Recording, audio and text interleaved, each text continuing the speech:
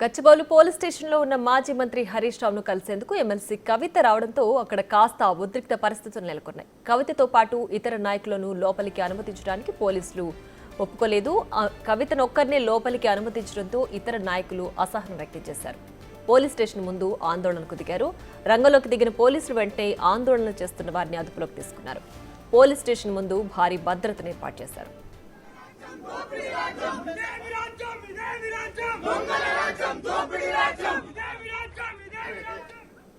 ఇక మరింత సమాచారం మా ప్రతినిధి రాణా లైవ్ లో అందిస్తారు. రాణా, చెప్పండి, ప్రస్తుతం గచ్చిబౌలి పోలీస్ స్టేషన్ దగ్గర పరిస్థితి ఏ విధంగా ఉంది? ఇక్కడ ఎమ్మెల్సీ కవిత హరీష్ రావును కలవడానికి వచ్చారు కదా, సో ప్రస్తుతం పరిస్థితి ఏంటి?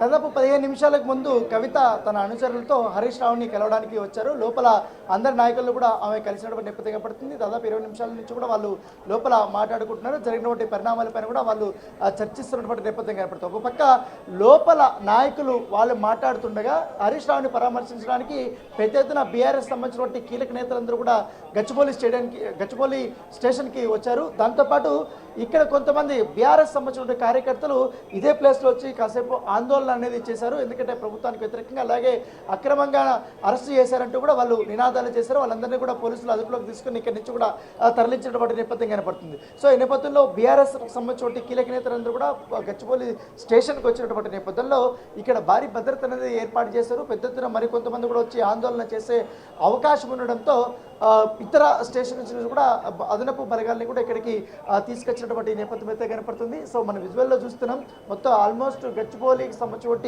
స్టేషన్ అంతా కూడా పోలీసులతోనే నిండిపోయింది. బీఆర్ఎస్ సంబంధించి నాయకులందరినీ కూడా ఇక్కడి నుంచి బయటకు పంపించేశారు. సో కేవలం కొంతమంది మాత్రమే నాయకులు వస్తే మాత్రం హరీష్ రావుని కలవడానికి వచ్చినటువంటి వారిని మాత్రం ఒక్కొక్కరిని మాత్రమే లోపలికి అనుమతిస్తున్నారు. మిగతా వాళ్ళందరినీ కూడా బయటకు పంపించేస్తున్నారు. ఎందుకంటే మధ్యాహ్నం 12 గంటల నుంచి కూడా చాలా పెద్ద స్థాయిలో వీళ్ళందరూ కూడా నాయకులు నినాదాలు చేసుకుంటూ ఇక్కడికి వస్తున్నారు. వచ్చి లోపల కలవడానికి కూడా వాళ్ళు వస్తున్నారు. కానీ లోపలికైతే ఎవరికి అనుమతి లేదు. ప్రస్తుతం లోపలికి హరీష్ రావు కానీ అలాగే ప్రశాంత్ రెడ్డి కానీ నిరంజన్ రెడ్డి కానీ కవిత కానీ వీళ్ళందరూ కూడా అక్కడ లోపల ఉన్నారు. వాళ్ళైతే అక్కడ మాట్లాడారు. మరి కాసేపట్లో కవిత కూడా ప్రెస్ మీట్ పెట్టబోతుంది. Right Rana, thanks for the updates.